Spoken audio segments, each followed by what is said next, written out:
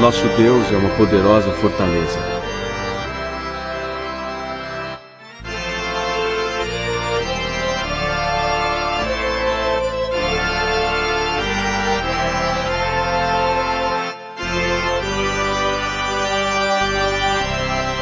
Protestantismo. Eu não me envergonho do Evangelho de Cristo, pois ele é a força de Deus para a salvação de todo aquele que acredita, do judeu, em primeiro lugar, mas também do grego, pois nele está a justiça de Deus revelada pela fé, e na fé, como está escrito, o justo viverá pela fé.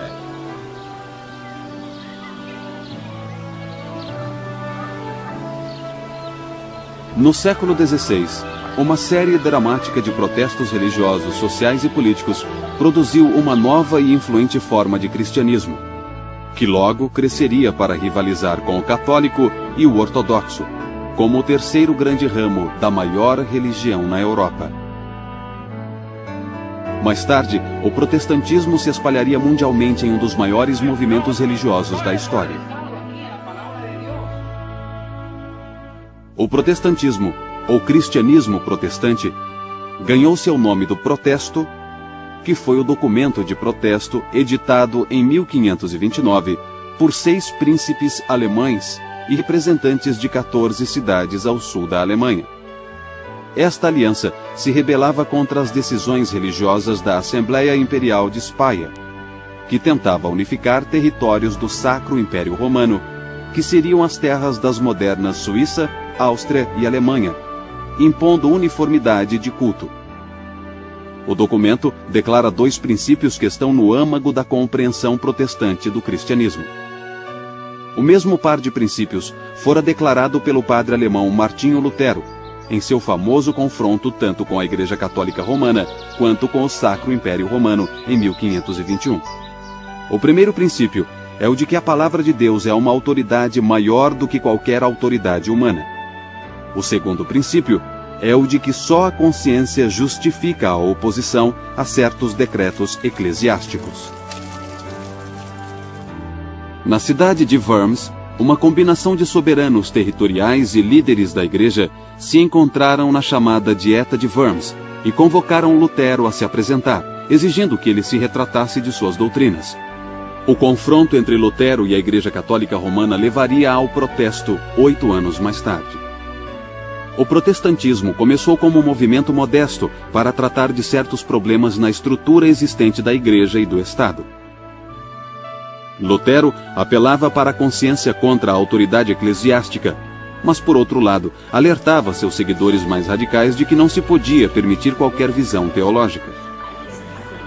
Os contestadores em Speyer pediam liberdade de consciência religiosa, mas só para defender sua própria interpretação do cristianismo. 2 coisas ocupam o âmago da tradição protestante. Uma é a confiança na autoridade da Escritura. Este antigo conjunto de escritos esclarece o modo de vermos o mundo. O segundo tema no âmago e cerne do movimento protestante tem sido essa convicção de que nós somos perdoados, embora sejamos imperdoáveis. Que não precisamos merecer nossa salvação. Ela nos é dada de graça como um dom. Nós temos a liberdade de ser o que somos. A invenção da imprensa por volta de 1 século antes estava tornando cópias da Bíblia mais amplamente disponíveis.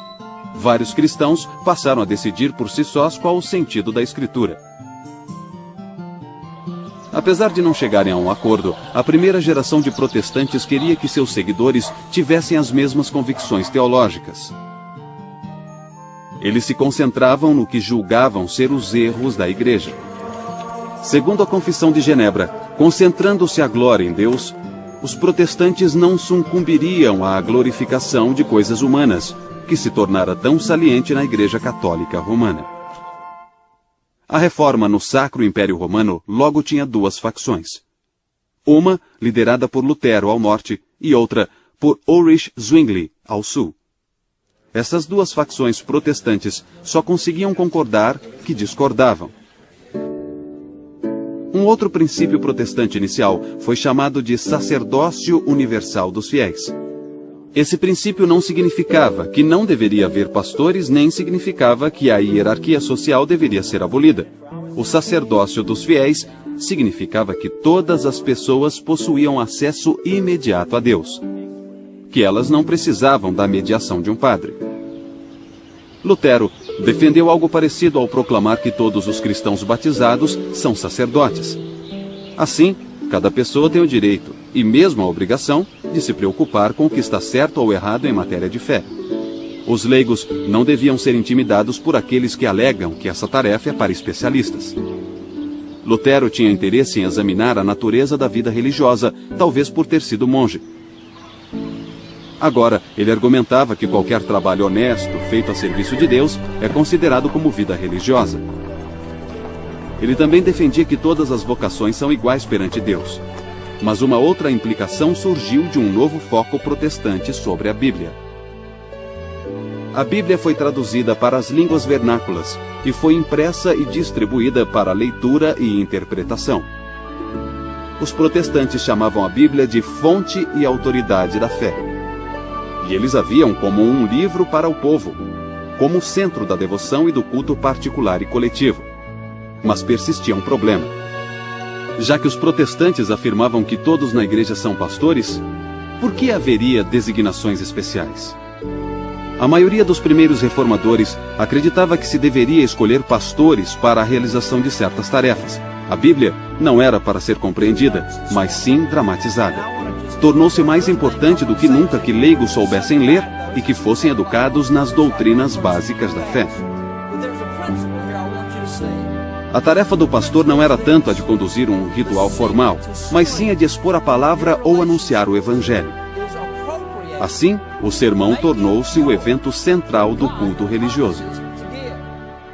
Alguns grupos, como os Quakers em meados do século XVII, eram contra os chamados pastores mercenários, que aceitavam pagamentos pelos seus serviços. Eles se queixavam que isso separava os pastores dos leigos.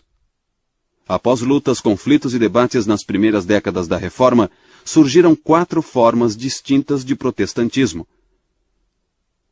São as expressões luterana, reformada, radical e anglicana do protestantismo.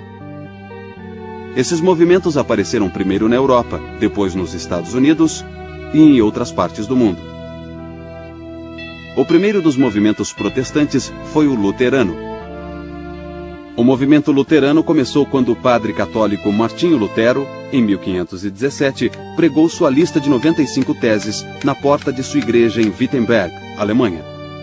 Lutero baseou-se em sua própria experiência para criar uma nova compreensão da fé. Ele insistia que os humanos são incapazes de serem virtuosos sozinhos e que a retidão vem unicamente de Deus com o perdão dos pecados. No culto, Lutero manteve mais elementos da missa católica tradicional do que os outros grupos protestantes. Ele acreditava que alguns rituais continham uma tradição antiga e venerável.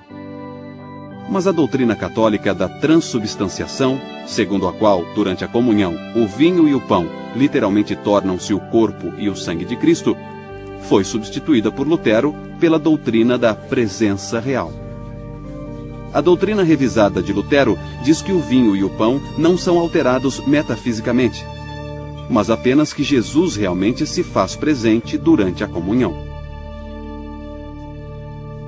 Lutero baseou sua doutrina na declaração de Jesus na última ceia, quando ele quebrou o pão e disse: "Este é o meu corpo." Lutero manteve 2 sacramentos, o do batismo e o da comunhão.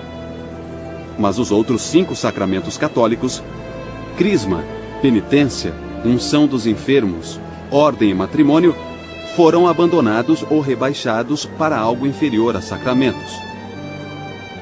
Lutero dizia que Cristo não os teria instituído e que a esses outros sacramentos faltava a promessa da graça. Da mesma maneira, Lutero abandonou dogmas católicos como o do purgatório, o das relíquias de santos e o do acúmulo de méritos. Ele acreditava que esses dogmas não possuíam respaldo bíblico claro. Ulrich Zwingli estava mais para um pastor político. Como ardente patriota suíço, ele defendia os direitos de seu país contra as intromissões de autoridades políticas e eclesiásticas externas. Quando Zwingli assumiu a posição de pastor em Zurique, em 1519, ele chamou atenção ao declarar que pregaria continuamente a partir do Novo Testamento. Zwingli disse que basearia toda a devoção religiosa unicamente na autoridade da Escritura. Isso o levou a se opor a várias práticas católicas tradicionais, tais como o jejum, a prece aos santos, a doutrina do purgatório e a obrigação de pagar o dízimo.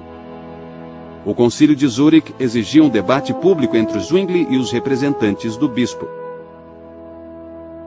Para esta ocasião, Zwingli produziu 67 artigos, vários deles centrados no tema emergente da liberdade com relação às regras e às restrições eclesiásticas.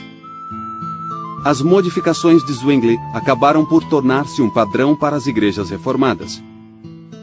Em contraste com a abordagem luterana, Zwingli afirmava que a igreja devia fazer apenas o que consta nas Escrituras. Não pode apenas evitar o que é condenado. As diferentes igrejas reformadas aplicaram esse princípio diversamente, mas todas eliminaram muito mais da liturgia católica tradicional que os luteranos. A arte era muito importante nas igrejas antes da Reforma. Muitas pessoas não sabiam ler, o latim usado na missa não era compreendido pelas pessoas, então os fiéis se sentavam no santuário. Sem saber exatamente o que ocorria, não participavam ativamente da missa. E a arte que eles podiam observar, lendo as figuras que estavam nos vitrais, nas pinturas e nas estátuas, se tornou muito importante para eles. Mas, infelizmente, para alguns aconteceu de a arte se tornar mais importante do que aquilo que era representado. E isso foi parte da crítica da Reforma. Queriam fugir disso, dos que louvavam mais a obra de arte que o seu tema. Lamentavelmente, foram destruídas muitas peças incríveis na Reforma. Algumas pessoas assumiram a posição de que o único meio de cura estava na destruição de toda a arte, e isso foi muito triste. A tradição reformada também começou a procurar um modelo bíblico apropriado para organizar o governo da Igreja. João Calvino, pastor francês em Genebra, achou seu modelo em uma ordem de ministério de 4 frentes que ele dizia ter sido instituída por Jesus. As 4 ordens eram pastor, doutor, que chamaríamos de professor, ancião e diácono. Muitas diferenças teológicas impediram que os luteranos e a comunidade reformada cooperassem numa frente protestante comum. A questão que causava mais divisão era a comunhão. Zwingli achava que o conceito de Lutero de presença real lembrava demais a transubstanciação católica. Ele argumentava que pão e vinho significam ou representam o corpo e o sangue de Cristo. E a comunhão, por conseguinte, era só um memorial do que Cristo fez. Zwingli acreditava que a comunhão era claramente secundária ao serviço da palavra. Ele sugeria que a ceia fosse celebrada trimestralmente, opondo-se assim ao desejo de Lutero de manter a palavra e o sacramento juntos no culto cotidiano. Os reformados também recebiam os elementos sentados em vez de irem até à mesa. Os radicais religiosos surgiram logo no início da Reforma. Todo esse grupo de radicais representa um terceiro ramo do movimento protestante. Havia 4 tipos distintos de radicais: os teocratas revolucionários, os espiritualistas, os antitrinitários e os anabatistas. Os teocratas e espiritualistas surgiram no início da Reforma alemã. Thomas Müntzer alegava ter recebido uma revelação que supostamente ia além da Escritura, e acreditava que essa revelação seria cumprida na história.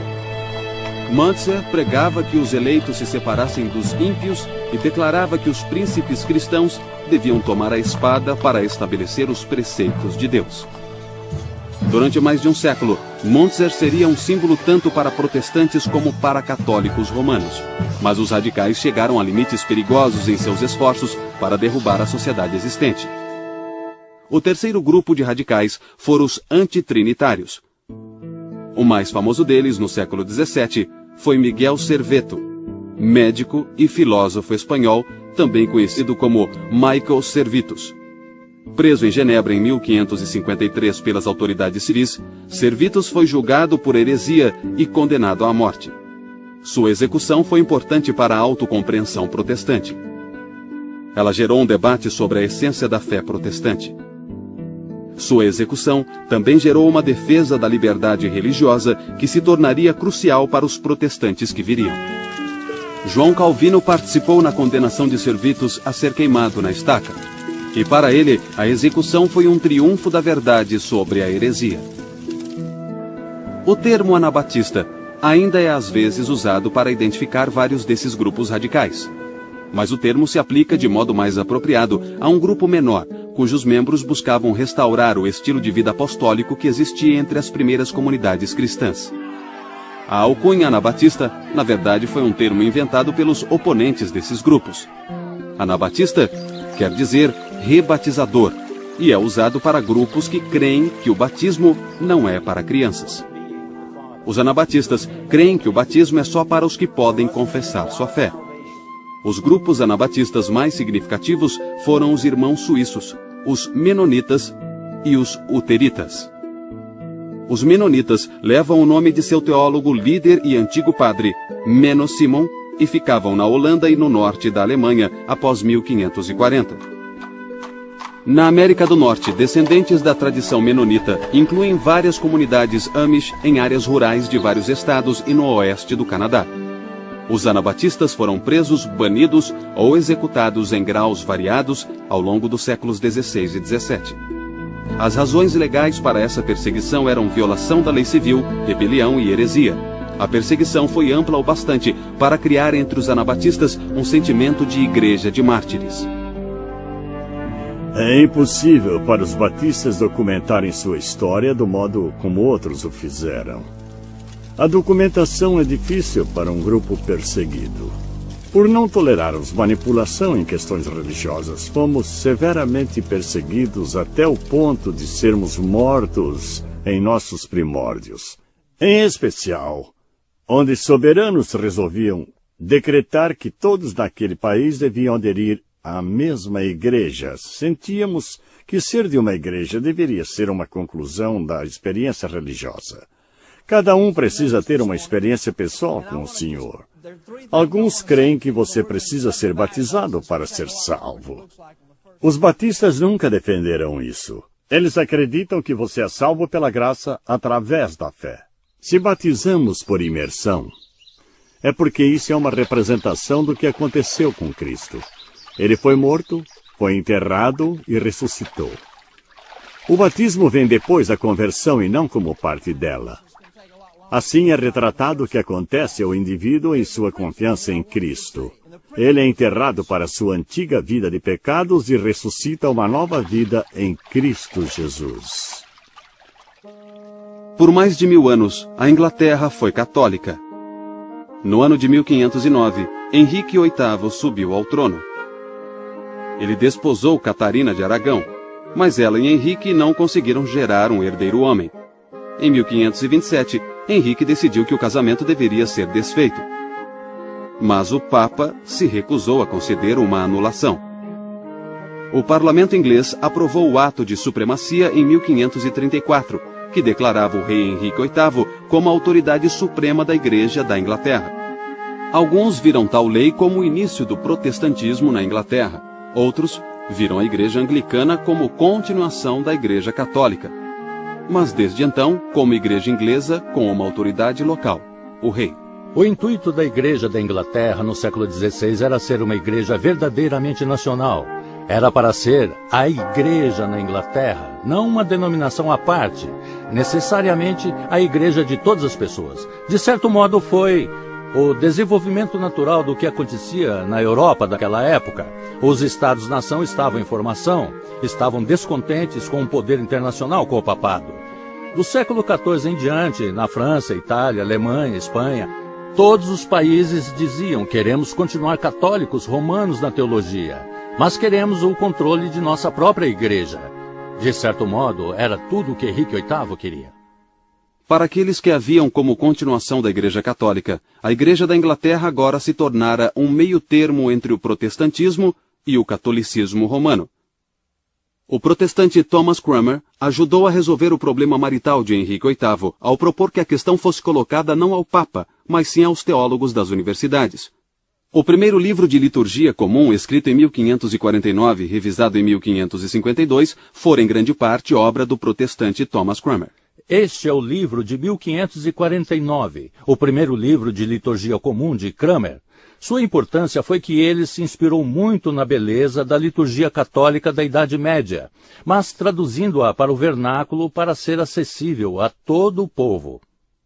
O anglicanismo sempre considerou que, apesar da importância do clero e da importância dos bispos, o verdadeiro povo de Deus são os leigos, são todos os batizados que agora participavam totalmente do culto graças ao trabalho de Cranmer. Em 1533, Cranmer tornou-se arcebispo de Canterbury. Em 1553, o catolicismo foi restaurado na Inglaterra, quando Maria, a filha católica de Catarina, tornou-se rainha. Cranmer foi queimado na estaca junto com algumas centenas de outros hereges protestantes. Outros protestantes fugiram para a Europa continental para cidades protestantes, como Estrasburgo, Frankfurt e Genebra. Quando Maria morreu em 1558, Isabel subiu ao trono. Ela era filha de Ana Bolena, segunda esposa de Henrique VIII, e como rainha, foi virtualmente impelida por tal descendência a ficar do lado dos protestantes.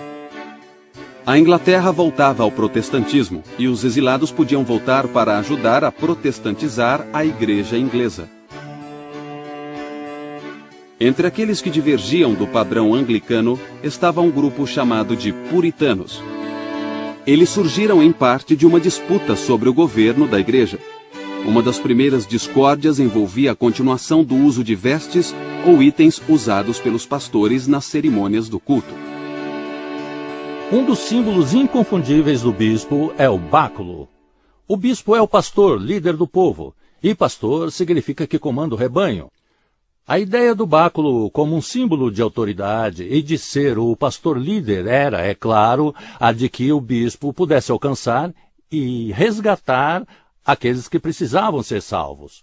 Alguns bispos, com o passar do tempo, também salientaram que o báculo tem outra extremidade, com uma ponta afiada que, quando necessário, o bispo pode usar para espetar alguém, se for necessário. Alguns desses puritanos da Inglaterra podiam ser chamados de presbiterianos. Os puritanos meditavam muito sobre a gravidade do pecado, sua cura e a necessidade de Deus para suscitar a conversão de uma alma individual. Eles estavam convencidos de que a verdadeira Igreja de Deus não possuía bispos e estavam comprometidos a um ministério culto para o anúncio da palavra na pregação.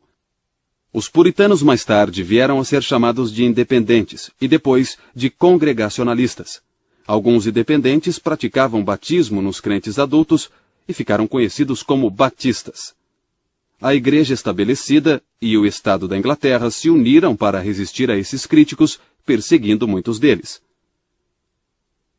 Após a era protestante da Reforma, um período de consolidação começou a delinear fronteiras teológicas e políticas na Europa. Em 1555, a Paz de Augsburgo acabou com as guerras entre os luteranos e os exércitos católicos do imperador do Sacro Império Romano, Carlos V. Esse acordo permitiu que cada soberano territorial do império determinasse se sua terra seria luterana ou católica. Nenhuma outra fé era permitida. Na França, guerras religiosas intermitentes chegaram ao fim com o Edito de Nantes, em 1598.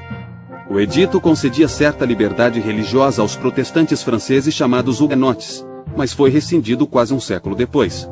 Os huguenotes foram forçados a fugir para as montanhas francesas ou emigrar. No início do século XVII, Jaime VI da Escócia tornou-se o rei Jaime I da Inglaterra e fez uma reunião para resolver disputas entre bispos anglicanos e os reformadores. Embora sem conseguir resolver questões envolvendo o governo da Igreja e o culto, chegou-se a uma tradução oficial em inglês da Bíblia para ser usada em todas as igrejas britânicas. A chamada versão autorizada da Bíblia, mais conhecida como Versão do Rei Jaime, surgiu em 1611. No século XVII, a Guerra dos 30 Anos invadiu terras do Sacro Império Romano e acabou com a Paz de Westfália, em 1648. O Império agora reconhecia as igrejas reformadas, além de católicos e luteranos. As guerras civis inglesas na década de 1640 deram liberdade por alguns anos para os presbiterianos, dissidentes independentes e quakers. Fundados por George Fox na década de 1640 e conhecidos como membros da Sociedade de Amigos, eles mantinham várias convicções consideradas extremamente radicais pelo resto da sociedade. Os quakers afirmavam que práticas protestantes tradicionais, tais como o culto, o batismo e a comunhão, eram exteriores e deviam ser rejeitadas. Não permitiam nenhuma ordem especial de pastores. Assim, as mulheres vieram a exercer maior liderança entre os quakers do que em outras expressões protestantes. Eles acreditavam em revelação imediata, por obra do Espírito na vida dos crentes, e consideravam a revelação bíblica uma fonte claramente secundária. Essa revelação podia ser discernida pela luz interior que Deus teria concedido a todas as pessoas. As pessoas entram e ficam em silêncio, entram apenas uma de cada vez ou com a família, e o silêncio continua por cerca de 1 hora, dependendo do que acontece e de como as pessoas se sentem. Isso vem dos quakers pioneiros, ou seja, o conceito de que Deus está dentro de todos. E todo o resto acaba derivando disso, incluindo a revelação contínua e a busca pela verdade. Eu me levantar e romper o silêncio, eu acho que eu só farei isso quando meu coração disparar e eu souber que há uma coisa que eu preciso dizer. Mas a sensação é de sempre ter um espírito se movendo no grupo. Com o decorrer do século XVII, alguns protestantes reformistas e luteranos começaram a se queixar do caráter da fé e da vida religiosa que surgia dos esforços que competiam para definir a ortodoxia. Esses críticos foram chamados pietistas. O pietismo gerou uma grande quantidade de atividade prática, incluindo atenção a questões sociais, como educação, auxílio aos pobres, abolição da escravidão e temperança. O experimento religioso inglês terminou quando a monarquia inglesa foi restaurada por Carlos II em 1660, e a religião anglicana foi rapidamente restabelecida. Os protestantes fora da igreja inglesa ficaram então oficialmente conhecidos como dissidentes, e o Ato de Tolerância de 1689 permitiu seus cultos. O ressurgimento evangélico ocorreu em circunstâncias bem diferentes na Europa, na Grã-Bretanha e nas colônias britânicas na América. Um historiador identificou 4 propriedades da religião evangélica. Primeiro, seu interesse na conversão ao cristianismo, baseado na crença de que vidas precisam ser mudadas. Segundo, a mensagem do evangelho é expressa no esforço tanto pessoal como social. Terceiro, também a grande consideração pela Bíblia. E, finalmente, a visão evangélica da expiação enfatiza que não basta reverenciar Jesus como líder espiritual. Os evangélicos proclamam que Jesus foi um Salvador que foi sacrificado na cruz pelos pecados da humanidade. Uma das formas mais importantes de evangélicos do século XVIII foi o movimento metodista, fundado e liderado pelo pastor anglicano John Wesley. O entendimento de Wesley da mensagem e da tarefa cristãs refletia em vários aspectos os ideais do pietismo. O movimento de Wesley visava renovar as instituições existentes em vez de estabelecer uma nova instituição religiosa. Centrava-se nos leigos e pregava o crescimento na santidade mais do que a correção teológica. Para Wesley, a essência do cristianismo é o amor a Deus e o amor ao próximo. Sua preocupação principal não era com uma preocupação intelectual da fé, mas ele se preocupava em viver a fé na vida das pessoas. Mas em vários pontos, Wesley foi além do que os pietistas tinham ido um século antes. Ele acreditava que todo ser humano tem um papel na própria salvação. Isso significa que ele se opunha à doutrina de predestinação. Sobre a questão de se a graça de Deus é oferecida só a alguns ou a todos, Wesley entrou em discórdia com os calvinistas. Pela sua crença na graça divina universal, que era para todos e em todos, citando suas palavras, ele assim propagou a mensagem do amor redentor de Deus por todas as pessoas, juntou pessoas em pequenos grupos, educou-as na fé e então enviou pessoas para a América para continuar aquele movimento. Ele não tinha a intenção de iniciar uma nova igreja. Ele somente estava interessado em espalhar a santidade das Escrituras pela terra. O quadro Ofereça-lhes Cristo foi feito com tamanha pesquisa que é como se nós pudéssemos voltar ao final do século XVIII e ver João Wesley enviando Thomas Coke para a América. A pesquisa é tão completa que o sol está na posição correta, as nuvens correspondem à época do ano, o nível da água está correto. E, felizmente, o pintor pôde ir até a Inglaterra e examinar essa área específica. Assim, ele pôde examinar, estudar e retratar tudo com precisão. Wesley organizou pequenos grupos por sexo e estado civil. Ele também desenvolveu uma organização de pastores para viajar entre as comunidades metodistas. João Wesley morreu em 1791. Durante sua vida, o movimento metodista permaneceu parte da Igreja Anglicana. Mas, após sua morte, aos poucos foi se tornando uma religião à parte. Um culto protestante típico possui leitura da Bíblia, orações, sermão e canto de toda a congregação. Mas o que os protestantes cantam e como o fazem mudou consideravelmente com o passar dos séculos. Durante o século XVI, os primórdios do protestantismo, o canto geralmente envolvia canções métricas.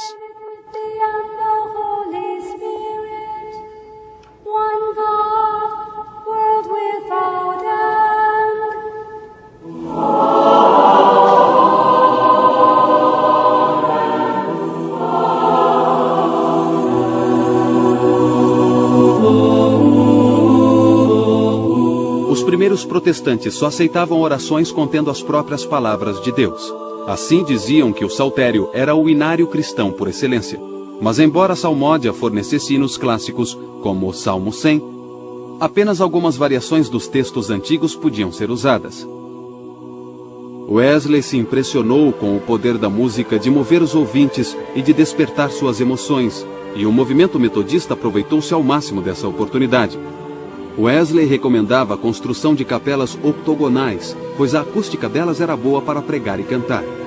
João Wesley estava plenamente ciente de que a música exagerada ou inapropriada poderia afastar as pessoas da intenção espiritual adequada. Assim, ele propôs que só canções e hinários autorizados deveriam ser utilizados em encontros metodistas. O irmão dele, Carlos, escreveu milhares de versos metodistas sobre uma ampla gama de assuntos. Se você quiser saber de fato no que os metodistas creem, descobrirá melhor lendo e ouvindo os hinos de Carlos Wesley do que de qualquer outro jeito. E a teologia que será cantada é uma teologia que terá impacto sobre a sociedade e as pessoas. Os hinos mais conhecidos talvez sejam familiares a todos os cristãos. Hark the herald angels sing, Christ the Lord is risen today, oh for a thousand tongues to sing, Love divine, all loves excelling. São do tipo de palavras, hinos e canções que penetram fundo na alma e essência das pessoas e da sociedade inteira. Os hinos protestantes floresceram no século XIX. Os hinos e canções apoiavam causas de organizações voluntárias, tais como sociedades missionárias e grupos de temperança. Hinos seriam adaptados a eventos como cultos de revival. As convicções básicas de uma comunidade religiosa também podiam ser reforçadas e lembradas pela música, que, por sua vez, podia ser adaptada para diferentes ambientes. A Igreja Anglicana dominava as primeiras colônias americanas no século XVII, na Virgínia. Como veremos mais tarde, o anglicanismo também viria a dominar as futuras colônias sulistas. Nas colônias centrais, os povoados em Nova York e Nova Jersey eram reformistas holandeses ou presbiterianos escoceses irlandeses. Os Quakers se estabeleceram na Pensilvânia. Tal mistura gerou mais diversidade religiosa nas colônias centrais do que nas outras colônias. As colônias puritanas no norte privilegiavam um meio termo. Elas não eram nem sectárias, nem episcopais, mas um agregado de congregações individuais cujos membros comandavam a comunidade. elas se estabeleceram na Nova Inglaterra, visando a estabelecer um experimento sagrado que se tornaria uma luz para as nações. A conversão ao puritanismo incluía uma série de estágios pelos quais as pessoas deveriam passar. Mas mal haviam começado e já surgiram desafios e dissidência. Roger Williams, um pastor puritano, se opôs à mistura de autoridade civil e religiosa em sua colônia de Massachusetts. Williams foi banido e iniciou a colônia de Rhode Island com uma base religiosa bastante diferente. Anne Hutchinson acusou pastores de tornarem as obras humanas parte do processo de conversão. Sua acusação penetrou fundo no coração da teologia puritana. Hutchinson foi julgada diante dos pastores e também foi banida. Mais tarde, os Quakers chegaram à colônia de Massachusetts para pregar sobre a obra do Espírito Santo e para defender a tolerância de crenças dissidentes. Eles também foram banidos. Alguns dos Quakers banidos voltaram a Massachusetts e, na segunda prisão, foram encarcerados ou enforcados. Em 1742, o pastor congregacional da igreja de Northampton, Jonathan Edwards, escreveu sobre o que as pessoas chamavam de um grande e geral despertar nas colônias. O despertar na América foi parecido com o europeu, mas foi tão trágico que Edwards começou a achar que Deus fazia algo especial na América. Uma renovação da religião agora se centrava na conversão daqueles fora da igreja e na separação daqueles que não tinham sido convertidos. Fortes opiniões sobre tais questões dividiram os presbiterianos entre a chamada facção nova, que defendia o despertar, e sua oponente, a facção antiga. Esse cisma presbiteriano persistiu por volta de 20 anos. No final, o Grande Despertar provou ser um dos movimentos religiosos mais influentes da história americana. No século XVIII, o sul dos Estados Unidos continha apenas as 4 colônias de Virgínia, Carolina do Norte, Carolina do Sul e Geórgia, todas menos a Virgínia, recentemente assentadas. Mas as tradições que se iniciaram no sul acabaram por causar grande impacto sobre o protestantismo dos Estados Unidos. Batistas e metodistas no sul chamavam-se de irmão e irmã, e incluíam escravos em suas famílias religiosas. Os sulistas se concentravam mais em questões de santidade pessoal, frequentemente condenando danças e bebida. Os sulistas tentavam reproduzir a instituição religiosa anglicana, na que se tornaria conhecida como Igreja Episcopal nos Estados Unidos. O novo estilo religioso dos despertares do século XVIII transformou o convívio entre as raças negra e branca. Os evangélicos no sul dos Estados Unidos, em geral, acolhiam bem todos os tipos e condições de pessoas, incluindo pastores negros, que viraram líderes de comunidades religiosas, principalmente batistas e metodistas. Muitos evangélicos eram contra a escravidão. Mas no início do século XIX, o evangelismo branco recuou em suas posições anti-escravagistas e o evangelismo negro seguiu por uma trilha distinta. Em novembro de 1786, a ruptura mais drástica com a Igreja Mãe, a Igreja Metodista de São Jorge, na Filadélfia, ocorreu quando Absalom Jones, William White e Richard Allen tentaram ajoelhar e orar no altar. Os diáconos da igreja, que era predominantemente branca, os retiraram fisicamente e a congregação, o segmento negro da congregação, sentiu-se ultrajada e eles, de um modo bem dramático, se retiraram. Em decorrência disso, entre 1787 e 1791, nascia uma igreja sob o nome de The First Church Mother Bethel, na Filadélfia.